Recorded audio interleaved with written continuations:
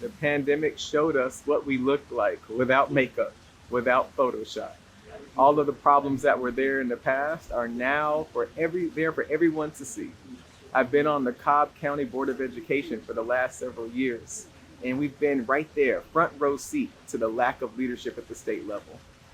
At the end of the day, no matter what your party affiliation is, our kids are not reading on or above grade level. We're not doing well with early literacy.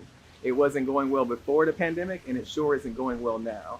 We have to focus and keep the main thing, and that is achievement, excellence. We also have to make sure we have compassion, respect our educators. We have disrespected our educators and asked them to do amazing things, and we give them very little credit. What you've seen from our governor, what you've seen from our state school superintendent is a massive level of disrespect to the profession of education. Imagine, I'm a pediatric dentist by trade. Imagine that the governor comes in and says, this is how you're going to do your job. That's a mess. And then we wonder why we're having such a problem with the teacher pipeline. It's not just about pay. It's about respect.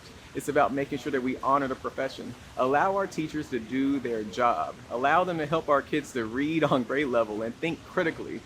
But instead, we have this massive collaboration and for all the wrong reasons. Our Republican friends have gotten together and said, let's make sure we win an election by creating and not even creating, just adding fuel to the fire for cultural, for the CRT debate and banning books and all of that. But it's not helping our kids. It might help a few people get elected.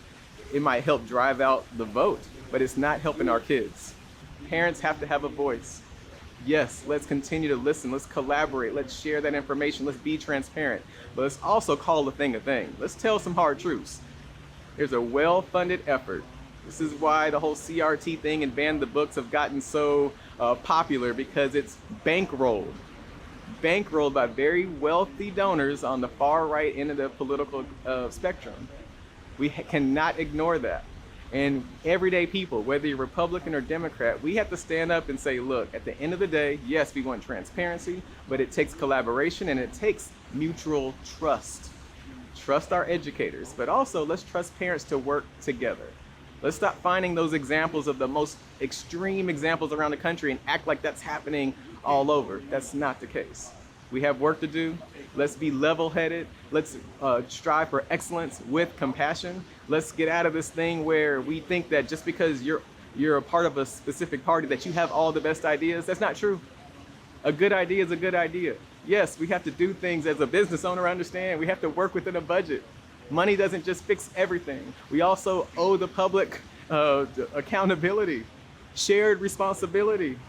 This is what we teach our kids, but as adults, we're the ones acting like children. We have work to do. It's going to take a change of leadership, and this is the time to do it, because some people who are in office right now want to go back to the way it was, but the way it wasn't working. 2/3 of our kids weren't doing so great, and we have to move forward. We tout that we're the #1 place to do business, and we are. Georgia's doing a phenomenal job at business. But you'll never hear us say that we're the #1 place to educate your children.